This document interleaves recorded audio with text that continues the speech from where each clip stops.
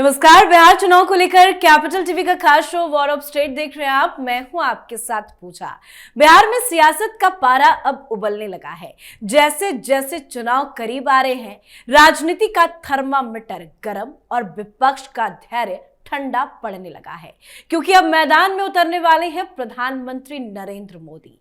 वो नाम जिनके आने भर से सियासी गणित बदल जाता है और विपक्ष का होश उड़ जाता है। मोदी के 4 दिन 12 रैलियां और हर रैली में जनता का सैलाब, ऐसा सैलाब जो बिहार के चुनावी नक्शे पर लहर बनकर दौड़ने वाला है। उधर गृह मंत्री अमित शाह ने पहले ही मोर्चा संभाल रखा है। रणनीति तैयार है, गठबंधन मजबूत है और एजेंडा भी क्लियर है। पर दूसरी तरफ देखिए, महागठबंधन की हालात ऐसी है जैसे कोई नाव 2 पतवार से नहीं 10 अहंकारों से चल रही हो। सीट बंटवारे पर झगड़ा, उम्मीदवारों में आपसी जंग, वैशाली में कांग्रेस बनाम आरजेडी, लालगंज में भी साथी बने प्रतिद्वंदी, बछवाड़ा से लेकर गौराबौराम और रोसड़ा तक हर जगह महागठबंधन का मतलब बन गया है महाभिड़ंत। नेता एक दूसरे को देख नहीं रहे हैं और वोटर्स देख रहे हैं कि जो खुद एकमत नहीं हो सकते, वो जनता के लिए क्या लड़ाई लड़ेंगे। तो आखिर बिहार में क्या चल रहा है, ताजा जानकारी आपको देंगे और चर्चा के लिए मेरे साथ स्टूडियो में मौजूद हैं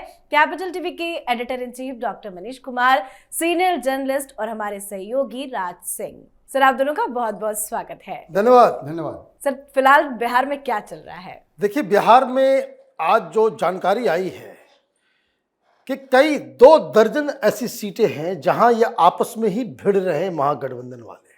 आपने बिल्कुल सही कहा अपने इंट्रोडक्शन में। ये लोग इतनी छोटी सी काम नहीं कर सके कि 243 सीटों के ऊपर कौन सा सीट किसका है ये तय कर सके। भाई, कर क्या रहे थे ये लोग? लड़ रहे थे ना? नहीं, उम्मीदवारों को, टिकटार्थियों से ये पैसा वसूली का धंधा चल रहा था। कहां मीटिंग करने का फुर्सत कहां था? जी। कमा लो, चुनाव के बाद तो कुछ हाथ आना नहीं है, यही लग रहा है। कांग्रेस के लोग तो यही कह रहे हैं। टिकट की दुकान लगी थी। ये साफ साफ लोग सामने आकर कर सब। और जो सबसे बड़ी खबर है वो ये कि महागठबंधन की तमाम बातें वो इनकन्क्लूसिव, मतलब अभी तक एक राय नहीं हुई है और हार के ये लोग कई सारी सीटों के ऊपर फ्रेंडली फाइट करने जा रहे हैं। अब होगा क्या कि एक फला सीट है, वो इस पार्टी वाले ने भी किसी उम्मीदवार से पैसे ले लिए, दूसरी पार्टी वाले ने किसी दूसरे उम्मीदवार से टिकट ले लिया और सबको सिंबल दे दिया और कोई अब पीछे उतरने को नहीं है। सब कह रहे हमारी तैयारी, हम जीत रहे हैं। तो जब फ्रेंडली फाइट जैसी सिचुएशन आ गई तो ये तेजस्वी यादव के नेतृत्व क्षमता के ऊपर सबसे बड़ा वज्रपात। That means you are not the sole leader. आपकी नेतृत्व में वो दम नहीं है कि आप सबको बिठा करके किसी एक पॉइंट पे सबको एग्री करा सके। कांग्रेस में इस्तीफा शुरू हो गया है। विशेष प्रेस वार्ता आज हुआ, बताइए।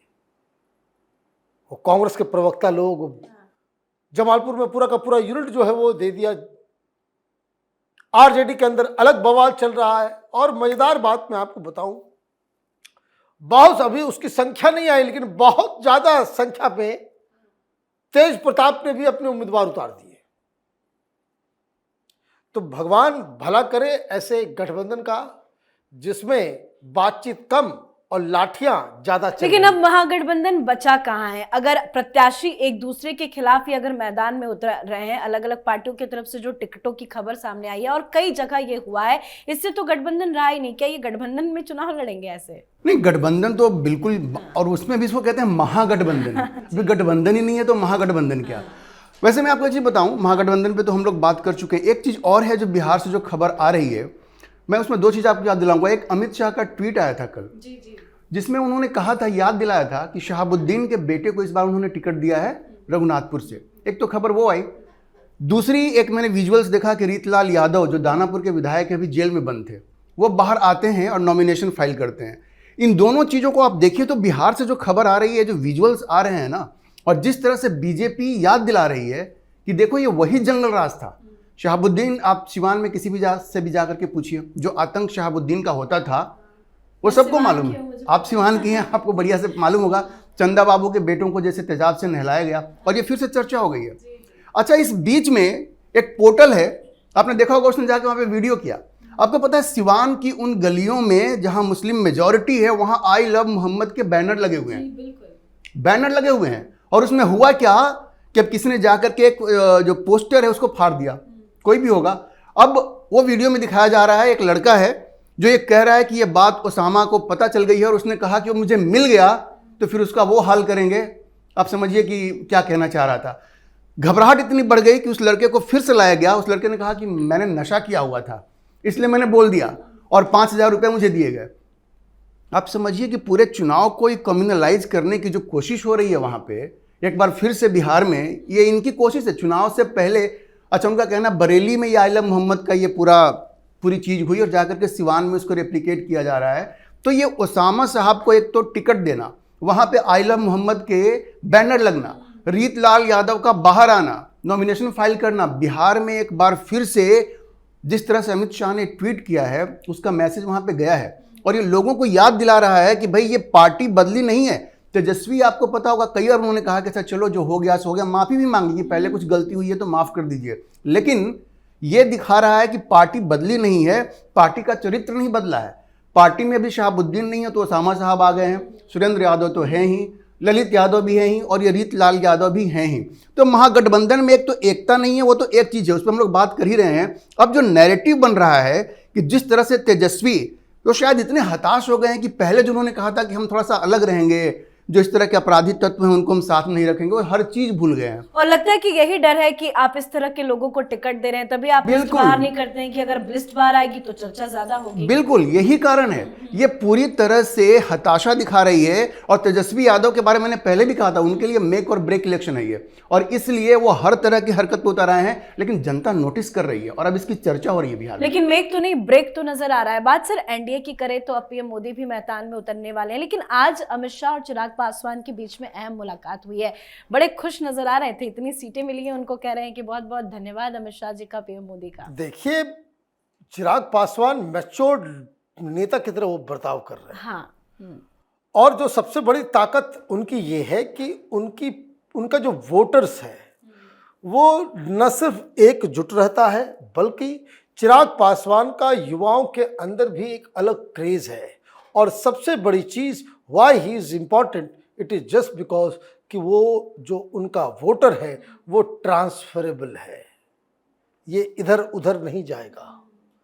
ये उपेंद्र कुशवाहा नहीं है, ये वीआईपी वाला नहीं है कि जहाँ वीआईपी वाला है, जहाँ वो खुद खड़ा है या उसके परिवार के लोग हैं तो उसको तो दे देगा, लेकिन कोई गठबंधन के अंदर वो किसी मुसलमान उम्मीदवार को वीआईपी के वोटर जाकर के वोट कर देंगे, ये ताकत नहीं है मुकेश सहनी में।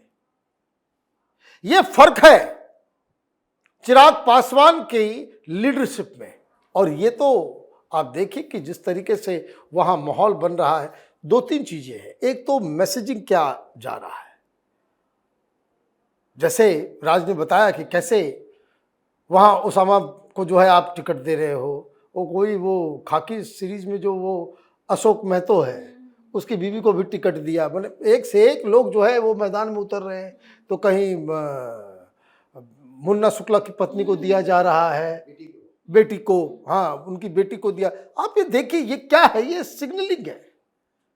एनडीए की तरफ से क्या सिग्नल जा रहा है, मोदी जी आ रहे हैं, लीजिए 100 चोट सुनार के। वो तो माहौल खराब होता है, पिछली बार माहौल खराब था, लोगों ने सीधे जाकर कहा कि प्रधानमंत्री जी आपको थोड़ा ज़्यादा मेहनत करना पड़ेगा। और मुझे याद है कि आखिर के दौर में प्रधानमंत्री मोदी हर एक दिन के बाद जो है उन्होंने ताबड़तोड़ रैलियां की, गला भी उनका फंस गया। हाँ, जी जी, आवाज नहीं आ रही थी, इतना वो उन्होंने मेहनत किया।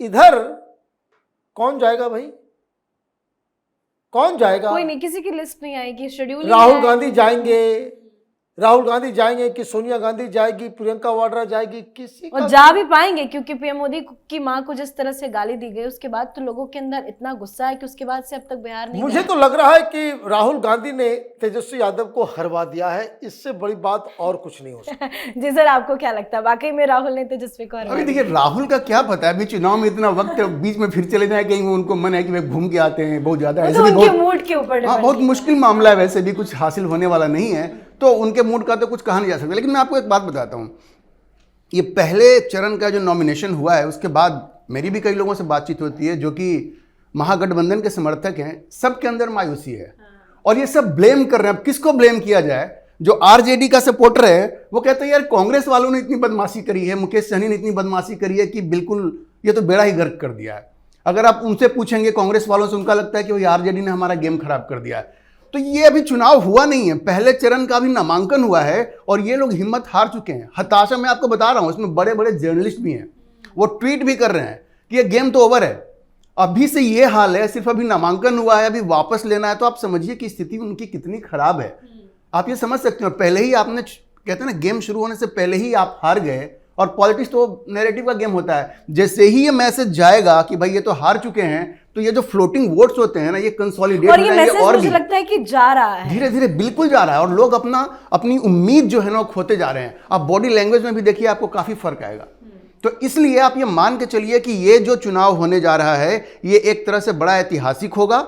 अगर तेजस्वी ठीक ठाक प्रदर्शन करते हैं तब तो ठीक है, वरना उनकी जो राजनीतिक जो भविष्य है उनका, उस पर भी एक बहुत बड़ा प्रश्न चिन्ह लगेगा। और मान के चलिए कि अगर यही हालात रहते हैं तो एनडीए बहुत मजबूती से वापसी करेगी बिहार में। बिल्कुल, बहुत बहुत धन्यवाद सर आप दोनों का। धन्यवाद। धन्यवाद। तो महागठबंधन अब सियासी मजाक बन चुका है। अमित शाह और चिराग पासवान की मुलाकात के बाद मिशन बिहार और तेज हो गया है। चिराग पासवान ने कहा है कि हमारा टारगेट है 100% स्ट्राइक रेट, यानी एनडीए का इरादा है जीत दर्ज करने का, जबकि विपक्ष का एजेंडा है सीटें गिनने का। और अब मैदान में नरेंद्र मोदी भी उतरने वाले हैं, तो बिहार की मिट्टी एक बार फिर गूंजेगी और हर हर मोदी, घर घर मोदी के नारे भी लगेंगे। तो बिहार चुनाव को लेकर आप भी अपनी राय कमेंट करके लिखिएगा। देखते रहिए कैपिटल टीवी। नमस्कार।